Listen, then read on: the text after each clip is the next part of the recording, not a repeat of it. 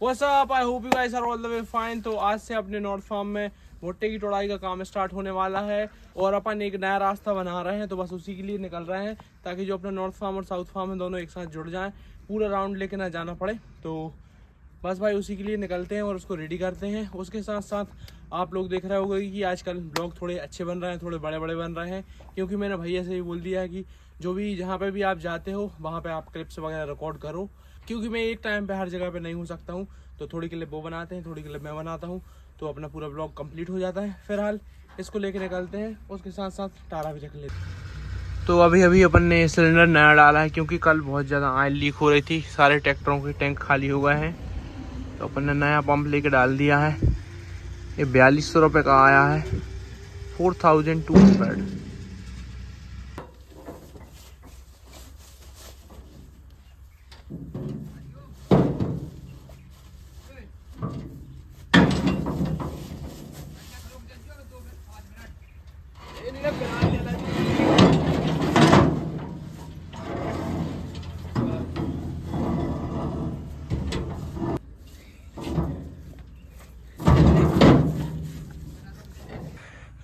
Let's go मित्रों। अपन को जो अपने नॉर्थ फार्म के भुट्टे वगैरह हैं वो सारे के सारे साउथ फार्म में रखने हैं, क्योंकि एक जगह थ्रेसिंग करेंगे। ऐसे किस किस खेतों में थ्रेसिंग करेंगे, तो अपन एक जगह इकट्ठे कर रहे हैं।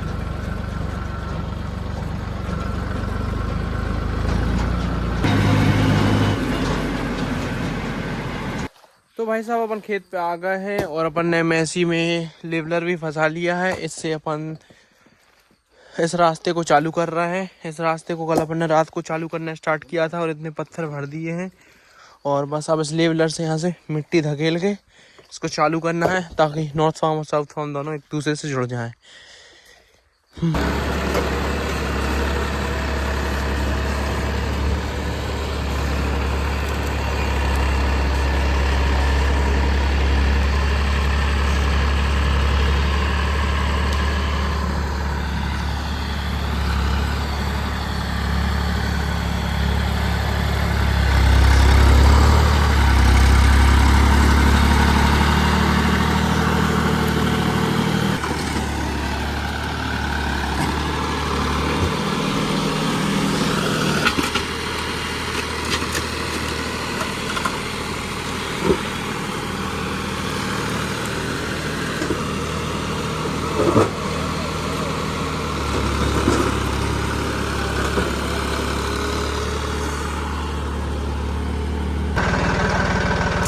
जी सर, राम सेतु बन के तैयार है। लीजिए सर, 50 मिनट में सेतु रेडी हो गया है और लेंटर भी अपन ने कर दिया है, जैसा कि आप देख सकते हो। सूख भी गया है लेंटर। एक ही अपने पास सीट पड़ी थी तो इसको यहाँ पे धकेल दिया है, तो बढ़िया रोड रेडी हो गया है। भाई साहब एक बात तो फिक्स है, अगर आप कुछ सोच लेते हो तो वो हो जाता है, अगर नहीं सोचोगे तो होगा भी नहीं। अगर आपने सोच लिया कि मुझे iPhone 17 लेना है तो आप 1 महीने के अंदर ले लोगे। ये बात दोबारा से थ्रेसर पर रिटर्न होना पड़ा है।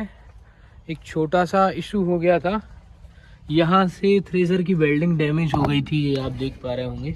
यहाँ से ये पूरा उखड़ गया था और नीचे आकर के इसमें लग गया था, तो माल भी गिरने लगा था। मैंने जाकर के इसको रिपेयर कराया है, यहाँ से ये वेल्डिंग कराई है और अभी दोबारा से फिर से इसको स्टार्ट कर रहे हैं। दूसरी साइड पे आ गए हैं, तो यहाँ चालू करेंगे। अब बिमलेश भाई भी अपना पीछे से कुछ खुजला रहे हैं, तो ये लगता है इनको फंगल इन्फेक्शन वगैरह की समस्या है। अभी आपकी समस्या में थोड़ा सुधार है बिमलेश जी? पहले सुधार है, दवाई लगाई थी कोई? बिमलेश जी शर्मा रहे हैं, शायद दवाई काम कर गई है।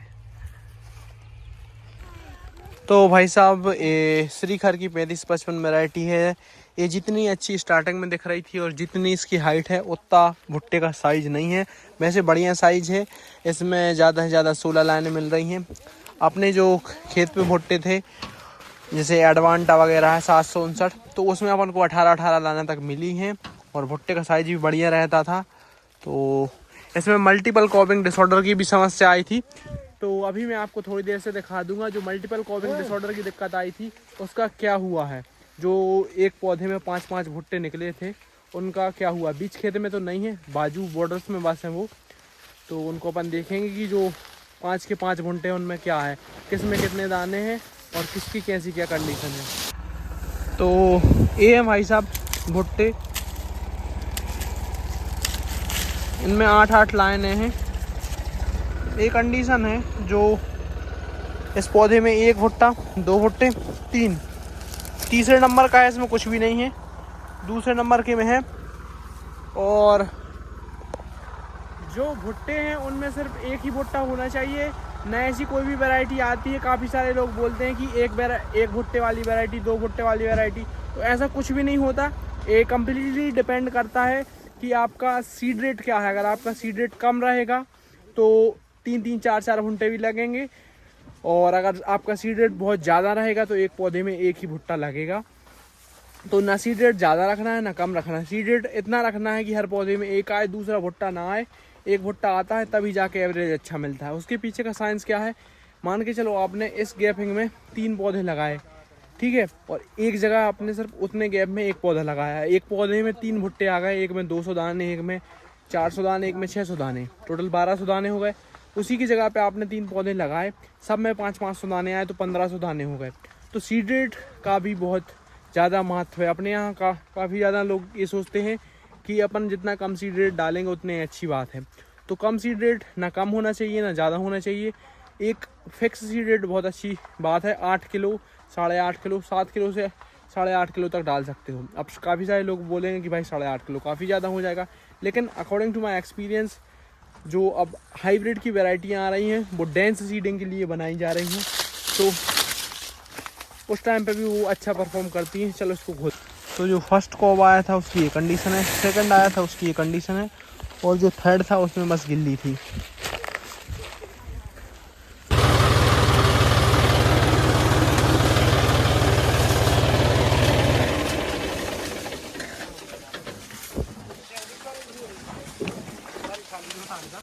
तो अभी हम आ पहुँचे हैं साउथ फार्म, और यहाँ पे मक्की की तुड़ाई चल रही है।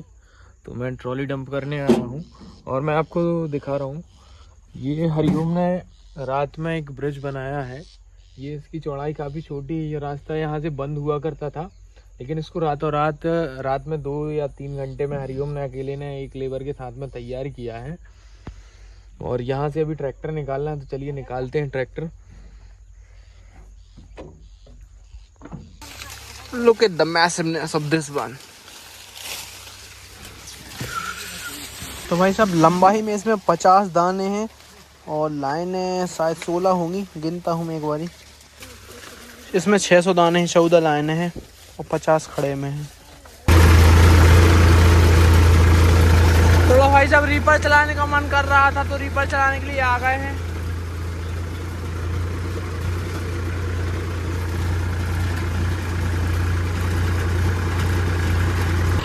तो भाई साहब आज भुट्टे की तुड़ाई हुई है और 9 ट्राली तोड़ पाए क्योंकि आज फिर से लेबर कम आए थे।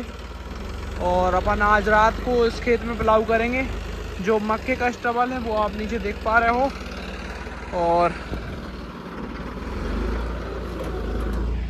अब काफ़ी सारे लोग कमेंट करेंगे कि भाई इस टाइम पे प्लाऊ क्यों कर रहे हो। तो भाई साहब मैंने कुछ अपने एक्सपीरियंस के हिसाब से ये चीज़ें सीखी हैं कि अगर आप बारिश के बाद प्लाऊ करते हो तो वो अच्छा रहता है। अगर आप गर्मियों में प्लाऊ करते हो, पहली चीज़ तो जो आपकी ज़मीन में बैक्टीरियाज वगैरह हैं, अच्छे बैक्टीरियाज, वो सारे के सारे ख़त्म हो जाते हैं। अगर आप उसको 4 महीने, गर्मियों के 4 महीने धूप लगा देते हो तो ज़मीन में बहुत ज़्यादा धूप लगना भी नुकसानदायक है और बहुत कम धूप लगना भी नुकसानदायक। धूप लगनी भी चाहिए और बहुत ज़्यादा भी नहीं लगनी चाहिए। अगर आप बहुत ज़्यादा डीप प्लोइंग करते हो तो भी नुकसान है और बहुत ज़्यादा कम प्लोइंग करते हो तो भी नुकसान है। तो अगर आप डीप प्लोइंग करते हो तो आपकी जो टॉप लेयर है, उपजाऊ मिट्टी है, वो नीचे चली जाती है और गैर उपजाऊ मिट्टी ऊपर आ जाती है, तो वो भी समस्या है। और उसके साथ साथ अगर आप गर्मियों में प्लाऊ करते हो तो अगर पहली बारिश बहुत तेज़ हो जाती है तो सॉइल इरोजन, मिट्टी बहने की भी समस्या आती है। क्योंकि अपन गहरी बखन्नी गहरा प्लाऊ कर रखा है, गहरी जुताई कर रखी है, और उसके बाद अगर तेज़ बारिश होती है तो मिट्टी बह जाती है।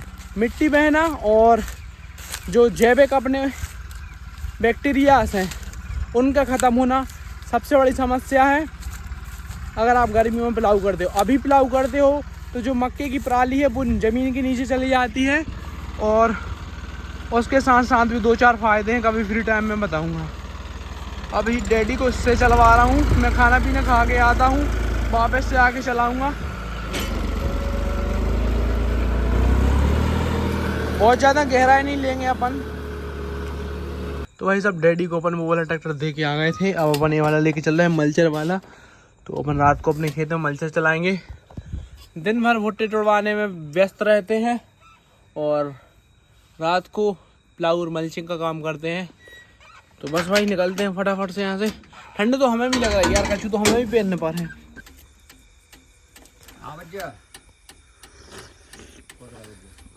चाय ठंडी हो गई मित्रों। तो डैडी को चाय पिला दी है, अब चलते हैं भाई मल्चर लपेटने।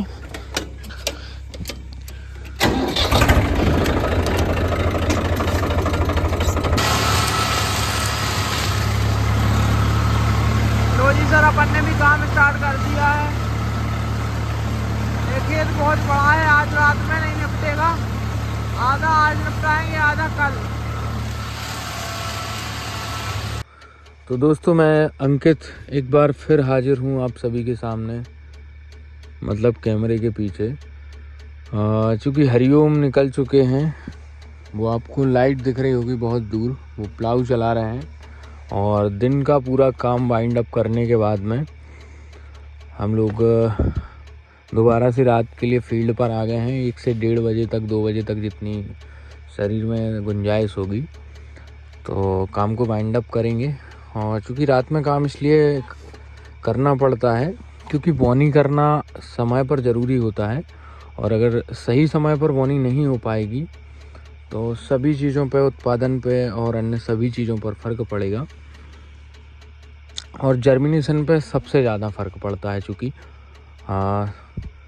तो हरिओम प्लाऊ चला रहे हैं और हम, चूँकि हमारा स्वराज फेवरेट ट्रैक्टर है तो इसलिए हम मल्चर चला रहे हैं। उसको चलाने में हमें सुकून मिलता है।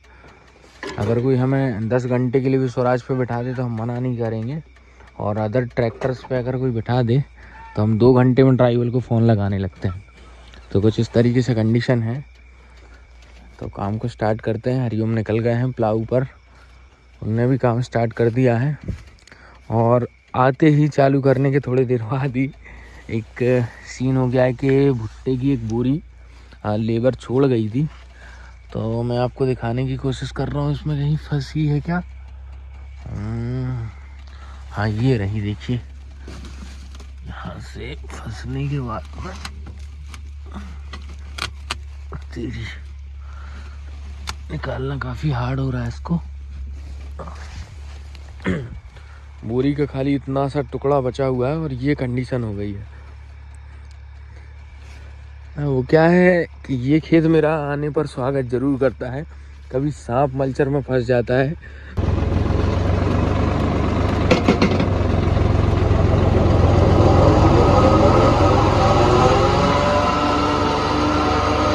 मैं मोटर में पानी भरने आया था, मोटर का प्रेशर इतना तेज है क्या ही बताऊं। पानी पाताल लोक को जा रहा है। तो इधर भैया आ गए हैं ले, और मैं रहूंगा भाई प्लाऊ पे। डैडी को भिजाते हैं घर पे कि तुम जाओ रेस्ट करो। गड्डी चक चलते हैं डैड वालू। ये रही साडी सुपर ते स्प्लेंडर। पता नहीं मैनू की हो गया वा, कित्थों मेरा पंजाबी मूड ऑन हो गया वा। मित्रों तुहानू खेतां दे विच इन्नी गड्डी नहीं पजानी चाहिदी आ, पर कोई ना, मैं पजा सकदा आ। एक हाथ 'च फोन भी आ, पर कोई गल नहीं हैगी आ। गिर जावांगे तां भी कोई गल नहीं आ। हुण चलदे आ डैड दे कोल, डैड इत्थे ही चला रहे हैं। मित्रों डैडी कहंदे तुसी जाओ ते रोटावेटर नू चक के लाओ। चलो भाई पंजाबी ऑफ करते हैं, हिंदी ऑन करते हैं। तो डैडी बोल रहे हैं कि तुम जाओ घर पे और 4710 में तुम वो फंसा के लाओ रोटावेटर, क्योंकि यहाँ पे कुछ ऐसे भी हैं जहाँ पे बहुत ज़्यादा स्टबल है। तो वो बोल रहा है कि थोड़ा थोड़ा यार यहाँ पे चला दो ताकि जो पराली है वो अच्छे से दब जाए, ऊपर ना दिखे। कहीं कहीं ऐसे पौधे ऊपर दिख रहे हैं, तो वो बोल रहे हैं कि पराली ऊपर दिखनी नहीं चाहिए। तो चलो मित्रों चलते हैं और खेत से एक बंदे को भी साथ में रख लेते हैं। हाँ दिल में डेवा नहीं मिले जा रही। तो भाई साहब अपन ने रोटावेटर फंसा लिया है और चलते हैं, डैडी के भी मन की कर देते हैं। तो अपन ने रोटावेटर चलाना स्टार्ट कर दिया है। पीछे से डैडी पिलाऊ कर रहे हैं, देखो आप यहाँ पे पिलाऊ भी होता जा रहा है। और भैया तो ऊपर वाले खेत में मल्चर चला ही रहे, वो थोड़ी थोड़ी लाइट दिख रही होगी आपको। तो आज भाई साहब पूरी रात का प्रोग्राम है।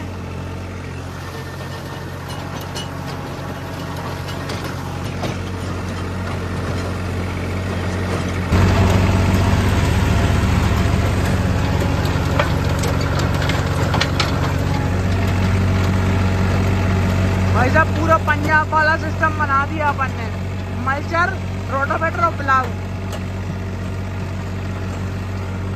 अपन पंजाब वालों से कम नहीं है,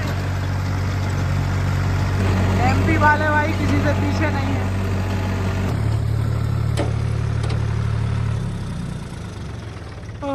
तो भाई साहब मुझे बहुत देर से टॉयलेट लगी है, पर मैं सोच रहा था जब तक आधा खेत कंप्लीट नहीं होगा, एक लाइन बनी है वहाँ तक खेत कंप्लीट नहीं होगा तब तक मैं करूँगा नहीं। तो आधा खेत अपन ने निपटा दिया है और अब मैं सोच रहा हूँ कि डैडी को भिजा देते हैं घर पे, क्योंकि वो शाम से ही चला रहे हैं। तो उनको ये ट्रैक्टर दे देते हैं, रोटावेटर का काम आधा हो गया है, अब बाकी अपन बाद में कर लेंगे। इतने में पिलाऊ आज रात को कर ही पाएंगे। तो ये ट्रैक्टर देखो उनको भिजा देते हैं घर पे, उन्होंने कुछ खाया पिया भी नहीं है। तो अपन चलाएंगे पिलाऊ और उनको ये ट्रैक्टर लेके भिजा देते हैं घर पे। ये जो लाइन बनी है इधर से, इसका मतलब आधा खेत अपना कंप्लीट हो गया है। रोटावेटर भाई शक्तिमान का पूरे जलवे ढारा है, बहुत हैवी रोटावेटर बनाया है और मल्चर भी बहुत हैवी बनाया है यार। शक्तिमान वालों से एक बात तो माननी पड़ेगी, सबसे ज़्यादा हैवी इम्प्लीमेंट बनाते हैं। मैं कह रहा हूँ लिम्पन से ज़्यादा हैवी इम्प्लीमेंट है मल्चर के मामले। क्योंकि डैडी बोल रहे हैं कि अगर आज ज़्यादा लेट नाइट तक चलाएंगे तो कल का काम गड़बड़ हो जाएगा, क्योंकि कल सुबह लेबर आ जाते हैं अर्ली मॉर्निंग, तो भुट्टे टोड़ाई वगैरह काम डिस्टर्ब हो सकता है। अगर नींद नहीं खुलेगी तो रात को